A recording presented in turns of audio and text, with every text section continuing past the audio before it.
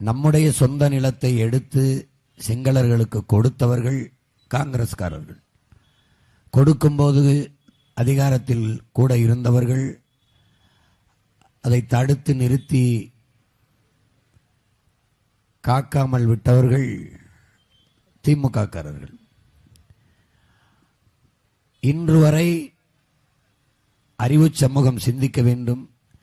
கச்சத்தீவு நமக்கென்றால் கடல் தூரம் அதிகம், கச்சத்தீவு சிங்களர்களுக்கென்றால் கடல் தூரம் அவனுக்கு அதிகம்.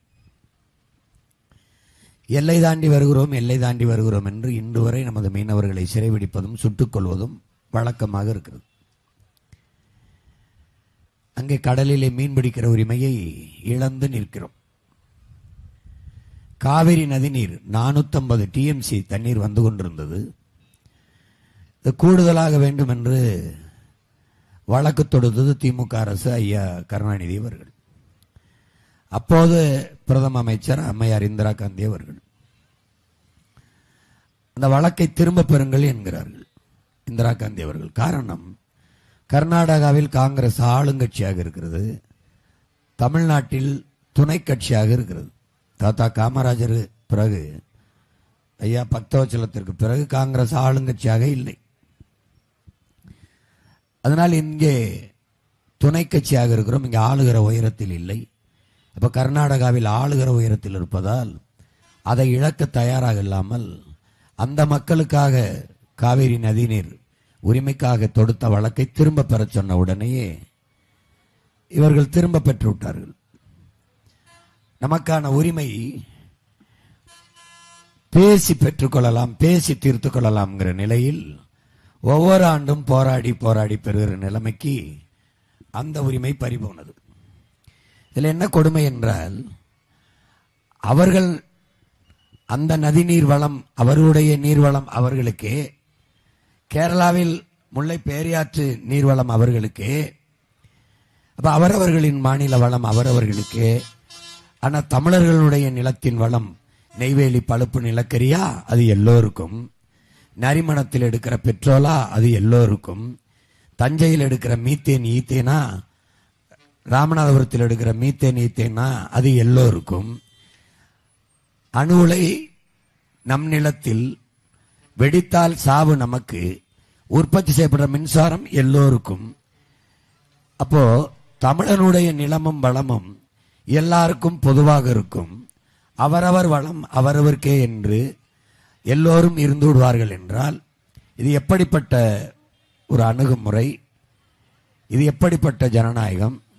இதில் இறையாண்மை என்பதும் தேச ஒருமைப்பாடும் என்பதும் எப்படி? இங்கே என் அன்பு சொந்தங்கள் சிந்திக்கணும். இந்த காங்கிரஸ் பாரதிய ஜனதா ரெண்டு கட்சியும் இந்திய இறையாண்மை, தேச ஒருமைப்பாடு, ஒற்றுமை என்று பேசும். அதையே திராவிட கட்சிகளும் பேசும், திமுக அதிமுகவும் பேசும். ஆனால் காவிரி நதிநீர் என்று வரும்போது கர்நாடகாவில் இருக்கிற காங்கிரசும் பாரதிய ஜனதாவும் அந்த மாநில கட்சியாக மாறிவிடும். அந்த மாநில மக்களின் நலனையே பேசும். ஒரு சொட்டு தண்ணீர் தமிழர்களுக்கு தர முடியாது என்று சொல்லிடும். ஆனால் அவர்கள் யாரு? இந்திய இறையாண்மை, தேச ஒற்றுமை, ஒரே நாடு, ஒரே ரேஷன் கார்டு, ஒரே தேர்வு, ஒரே எல்லாம் சொல்லுவான். ஆனா கர்நாடகா என்று வரும்போது கர்நாடக கட்சியா மாறிடுவான்.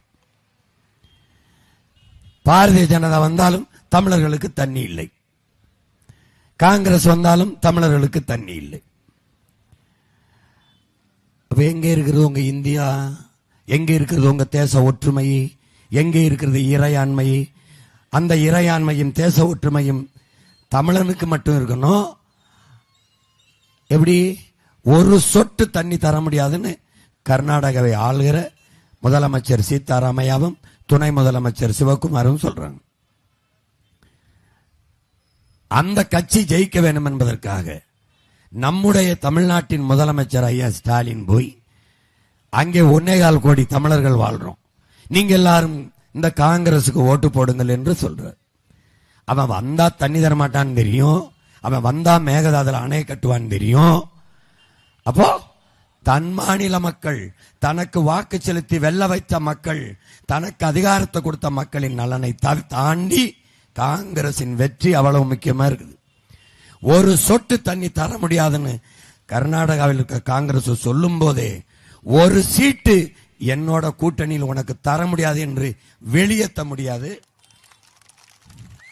போன முறை 25 சீட்டை கொடுத்துட்டு இந்த வாட்டி 29 சீட்டை கொடுத்து அதுலயும் ஒரு ராஜ்யசபா மாநிலங்களவை உறுப்பினரும் கொடுத்து எப்படி எதுக்காக இவ்வளவு ஒரு சொட்டு தண்ணி தர முடியாதுன்னு சொன்னதுக்கு